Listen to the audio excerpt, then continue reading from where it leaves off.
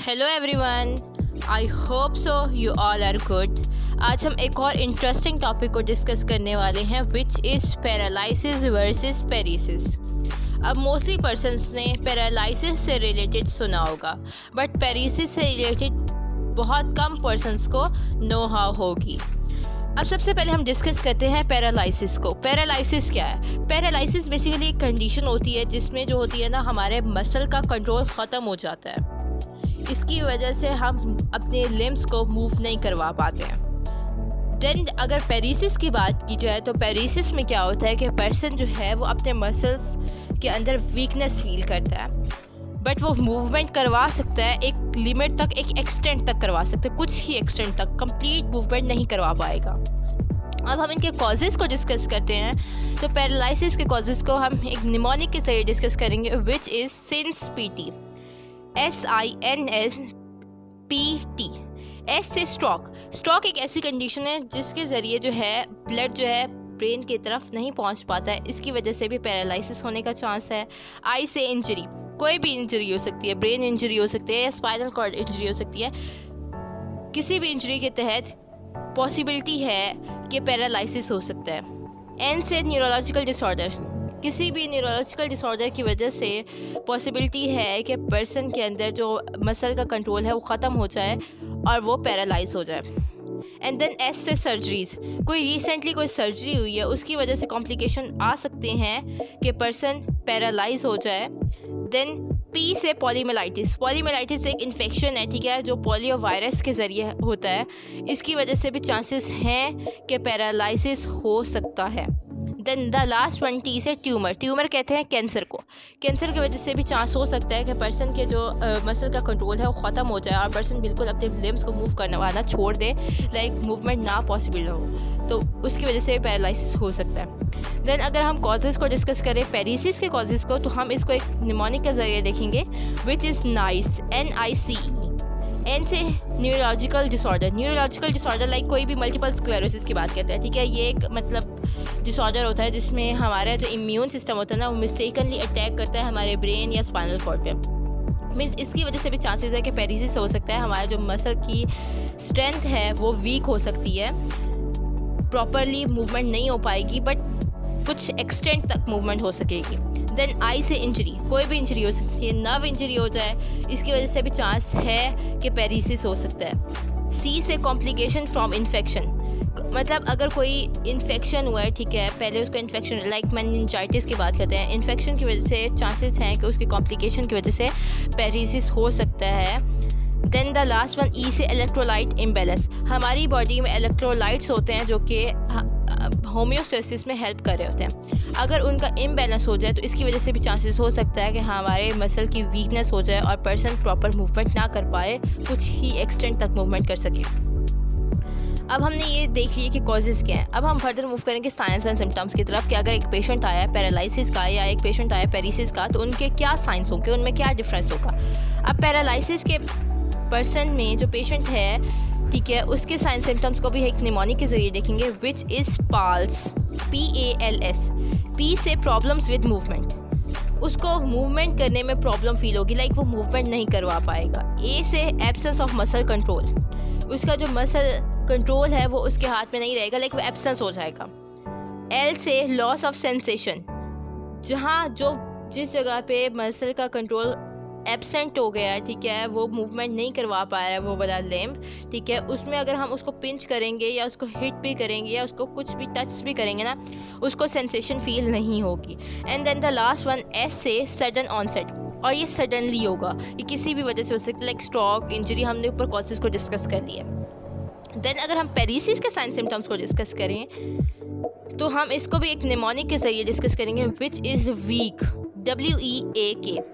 W से weakness in muscle, उसको muscle में वीकनेस फील होगी।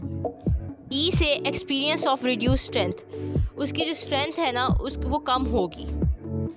A से अफेक्ट वॉलंटरी मूवमेंट वो होती है जो मूवमेंट हमारे अपने हाथ में होती है, लाइक हम खुद उसे करवा रहे होते हैं, उसको अफेक्ट करेगा। K से काइंड ऑफ पार्शियल पैरालिसिस, मतलब इसमें कंप्लीट पैरालिसिस नहीं होगी, इसमें पार्शियल पैरालिसिस होगी, थोड़ी बहुत पैरालिसिस होगी, थोड़ी बहुत वो मूवमेंट कर रहा होगा। अब हमने ये देख लिया, अब हमने डायग्नोस करना है, और डायग्नोस करने के लिए पैरालिसिस और पेरिसिस की डायग्नोसिस ऑलमोस्ट सेम ही है। लाइक हम दोनों के लिए सबसे पहले तो हम उसको एग्जामिन करेंगे पेशेंट को, उसके बाद कुछ टेस्ट करवाएंगे जिसमें एक्सरे हो सकता है, सीटी स्कैन हो सकता है, एमआरआई हो सकता है, इसके अलावा इलेक्ट्रोमायोग्राफी हम करवा सकते हैं, उसके ज़रिए हम नर्व्स या मसल की इलेक्ट्रिकल एक्टिविटी को चेक कर सकते हैं। एंड देन माइलोग्राम के ज़रिए भी हम चेक कर सकते हैं कि अगर कोई स्पाइनल कॉर्ड या नर्व इंजरी हुई है उसके ज़रिए हम चेक कर सकते हैं। इन सब के ज़रिए हम डायग्नोस कर सकते हैं, चाहे वो पैरालिसिस का पेशेंट हो चाहे वो पेरिसिस का पेशेंट हो। देन अगर फर्दर एट द लास्ट हम लोग ट्रीटमेंट की बात करते हैं, तो हमारे पास ट्रीटमेंट में जो सबसे फर्स्ट वन, हम पैरालिसिस के ट्रीटमेंट की बात करें तो इसको भी हम एक निमोनिक के ज़रिए डिस्कस करेंगे, विच इज़ टैप, टी से treatment of underlying condition. Like हम उसको मेडिकेशन दे सकते हैं। अगर मेडिकेशन में कोई भी मेडिकेशन, ये डिपेंड करता है डिफरेंट कंडीशन में। लाइक अगर हम लोग पायरिडॉक्सिन देते हैं, ठीक है, ये हम देंगे, अगर पायरिडॉक्सिन दे सकते हैं ताकि हम ट्रीट कर सकें जो पैरालिसिस है ना, उस पेशेंट को ट्रीट कर सकें। इसके अलावा प्रोपानोलोल दे सकते हैं ताकि अगर कोई रिकरेंट कोई अटैक आ रहा है उसको कंट्रोल करने के लिए दे सकते हैं। एंड एल्ब्यूट्रोल भी दे सकते हैं ताकि हम लोग कोई मतलब इसी पैरालिसिस में अगर कोई हाइपर पैरालिटिक पैरालिसिस मतलब फ़ौरन से पैरालाइज हुआ है ना पेशेंट, तो उसको ट्रीट करने के लिए हम दे सकते हैं। देन इसके अलावा हम सेकंड वन एसिस्टिव डिवाइस, उसको हम एसिस्टिव डिवाइसेस देंगे, लाइक वो व्हील चेयर्स या उसको हम ब्रेसेस जो होंगे ना, हम लोग उसको लेग ब्रेसेस भी प्रोवाइड कर सकते हैं, स्पाइनल ब्रेसेस भी, सर्वाइकल कॉलर्स भी प्रोवाइड कर सकते हैं, ठीक है। इन सब के ज़रिए उनको सपोर्ट दी जाएगी। असिस्टिव डिवाइसेस कुछ ऐसी डिवाइसेस होती हैं जिनके ज़रिए हम उस पर्सन को, पेशेंट को सपोर्ट करते हैं, लाइक व्हील चेयर्स भी हो सकते हैं इस पर। And then the last one physical therapy. अब फिजिकल थेरेपी में के ज़रिए हम उसके बैलेंस को, उसके कोऑर्डिनेशन को, इन सब को करेक्ट करेंगे, उसको हेल्प करेंगे ताकि वो दोबारा से चल सके, दोबारा से प्रॉपरली मूव कर सके। इसमें हम लोग करवाएंगे स्ट्रेंथनिंग एक्सरसाइजेस भी करवा सकते हैं, एरोबिक एक्सरसाइजेस भी करवा सकते हैं, एंड देन स्ट्रेचिंग भी करवाई जा सकती है। स्ट्रेचिंग के ज़रिए हम लोग पेन को रिड्यूस कर सकते हैं। देन कुछ और रेंज ऑफ मोशन एक्सरसाइजेस हैं वो भी करवा सकते हैं। And then the joint mobilization, उसकी मोबिलाइजेशन भी करवा सकते हैं ताकि वो मूव करवा सके अपने उस जॉइंट को, उस पार्ट को।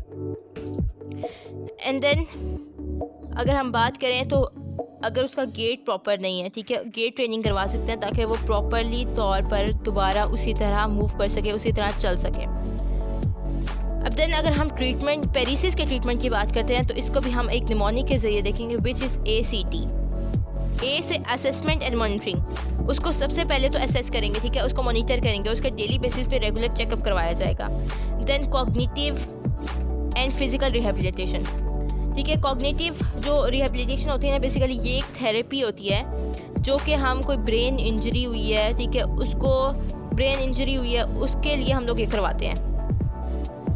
एंड देन फिजिकल रिहेबिलिटेशन की बात करें तो ये भी एक मेडिकल ट्रीटमेंट होता है जिसमें हम पर्सन को देते हैं ताकि वो अपने फंक्शन को या अपनी क्वालिटी ऑफ लाइफ को, अगर उसको कोई इंजरी हुई है या कोई सर्जरी है या कोई क्रॉनिक पेन है, उसके बाद वो अपने फंक्शन को रीगेन कर सके। And then the last one therapeutic exercises, हम कुछ थेराप्यूटिक एक्सरसाइजेस करवाएंगे, जिसके ज़रिए हम उसकी स्ट्रेंथ को इम्प्रूव कर सकते हैं, क्योंकि हमने देखा था कि हमारी जो मसल की स्ट्रेंथ है वो प्रॉपर वो नहीं है, उसमें वीकनेस फील हो रही है, तो उसको इम्प्रूव करने के लिए हम थेराप्यूटिक एक्सरसाइजेस करवाएंगे। आई होप सो आप सबको समझ आ गई होगी। अगर फिर भी कोई कन्फ्यूजन है तो आप कमेंट बॉक्स में मेंशन कर सकते हैं।